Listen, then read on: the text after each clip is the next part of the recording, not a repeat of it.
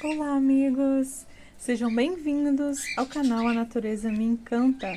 No vídeo de hoje, vamos falar sobre a begônia redonda. Acompanhe as dicas de cultivo a seguir.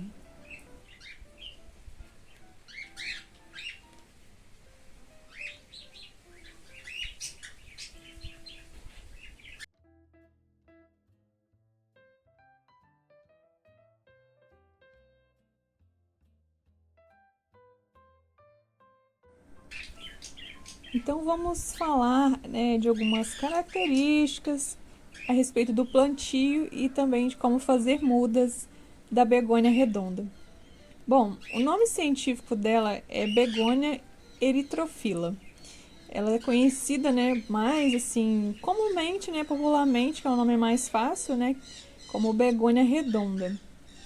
E essa planta ela é nativa da África do Sul e ela é apreciada por causa de suas folhas, que são grossas, folhas que são brilhantes, em formato de moeda, É arredondada, é como se fosse um redemoinho, Ela tem uma voltinha ali, o formato da folha que lembra um redemoinho, também a forma de um redemoinho, E os tons, das folhas são verde azeitona na parte de cima, E a parte de baixo é um tom avermelhado, Na parte inferior é avermelhado e na parte de cima, que é que a gente vê mais assim, é mais visível, é um verde azeitona mais escuro.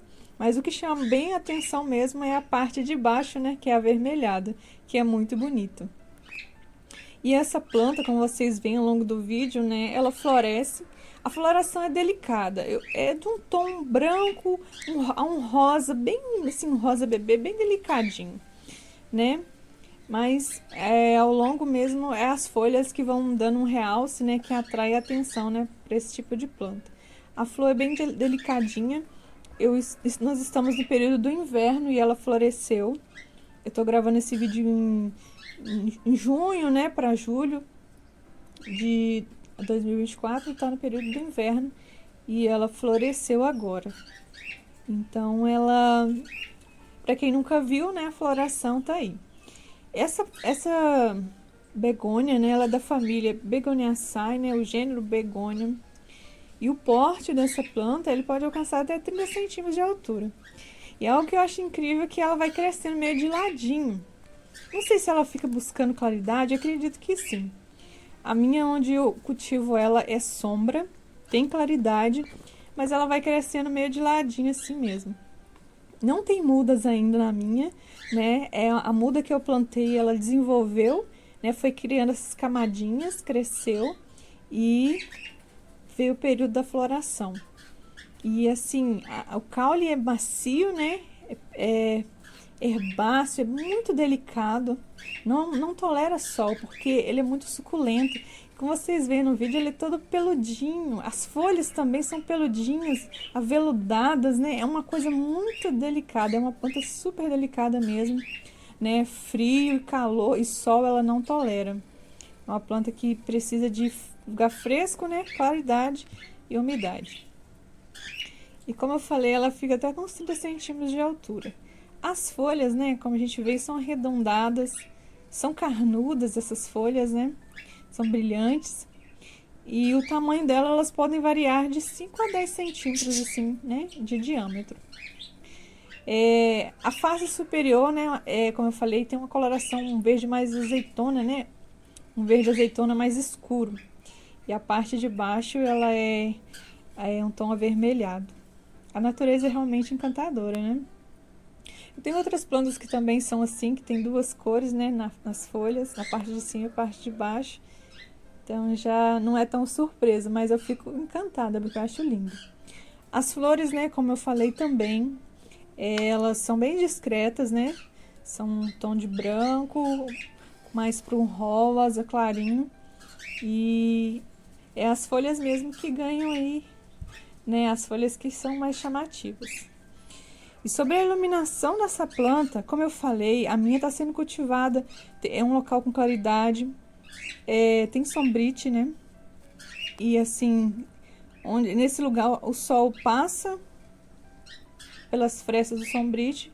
Se ela pega sol, é muito pouquinho assim de manhã. E no mais é sombra mesmo e claridade e umidade. A rega eu faço assim de acordo com o que eu vejo mesmo se tá precisando, porque tem dia que tá fresco, né? Dia que tá nublado, por exemplo, fica 2, 3 dias assim, não precisa regar, né? Agora tem dia que tá tão quente, eu rego normalmente à tardezinha, então no outro dia, né, passando no outro dia, tá seco. Então, às vezes ela até murcha, então percebo que é a falta da água. Então, evitar o sol direto nessa planta. Pouquinhas horas não tem problema, principalmente de manhã, mas é pouquíssimas mesmo, porque ela queima muito facilmente, ela murcha, né? Ela se queima, acaba cozinhando. Então, sol nem pensar nesse caso aí. É uma planta ideal para ser cultivada dentro de casa, né? Porque ela prefere um lugar assim mais fresco e sem sol, então para dentro de casa é essencial. E conforme a temperatura, quanto assim, a temperatura de 14 graus até 26 graus, abaixo disso, né, abaixo de 14 graus já é prejudicial para ela. Então, o frio e o sol quente, né, não são amigos dessa planta, vamos dizer assim, porque ela é bem delicada, bem frágil, né? E a rega, como eu falei, isso vai depender do tempo, mas o ideal é manter o solo assim mais para úmido, não encharcado nunca, porque pode apodrecer a planta. Então a forma de saber se precisa é espetar um palitinho na terra ali, ou mesmo ir com o dedo. Quando eu passo no meio das plantas, às vezes umas precisam de regar, outras não. Então é passando o dedo mesmo para ver se precisa de regar. E às vezes ela fica com as folhas murchas, assim, é porque tá faltando água, nesse sentido, né? Mas a gente tem que observar também o que pode ser. Agora, sobre a terra que a gente planta, né? Eu assim, sinceramente, eu faço a minha misturinha que contém, né, terra que eu tiro aqui do quintal. Eu coloco um pouco de areia também para ajudar a ficar arado, né? Ficar fofinho. Eu coloco o esterco bovino, não muito, isso vai de acordo com a planta. O esterco bovino já curtido. Depois de 3 meses, ele curtido, eu misturo, né? Faço essa mistura. Às vezes eu deixo sempre um pouquinho dessa mistura pronta, para que quando eu for plantar já tá ali, já curtindo, né? Já há um tempo. Então eu deixo drenado o fundo desse vaso, que eu coloco cacos de tijolo, ou pedaço de brita, ou pedrinhas mesmo que eu pego aqui no quintal, aqui no sítio, principalmente quando chove, no rio fica cheio de pedrinhas, coisa mais linda. Até para decoração são ideais. Então eu junto elas e deixo ali. Quando precisar, só, né, pegar. E a respeito do plantio, né, você pode plantar sua begônia no vaso, né, a minha tá no vaso comum, né? Ou você pode também colocar num vaso que fique pendente. De repente, a sua área aí você precisa de um local que nada vai danificar. Então, pendurada, às vezes é a melhor forma de a gente proteger, né? Nenhum animalzinho vai amassar, ninguém vai esbarrar. Então, pendurada às vezes é a melhor forma. Ou de repente é o espaço que você tem. Então, você pode plantar ela assim.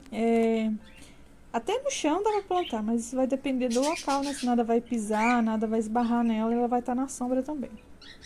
E aí a mistura é essa mesmo. Você vai preparar, né, um vaso, vai colocar um material para drenar, a mistura de terra aí com areia, né? Enfim, para você plantar a sua muda. E se você não tiver acesso a esterco bovino, você pode plantar em terra mesmo com areia, enfim. Às vezes o menos é mais. Às vezes a gente inventa muita moda e acaba, né, matando a nossa planta. Mas também tem, né, no mercado, né, vamos dizer assim, você encontra também a mistura, né, o substrato para plantar as suas plantas. Aí fica o seu critério. Bom, então a begônia redonda, você pode plantar ela, evitar o solo encharcado, né?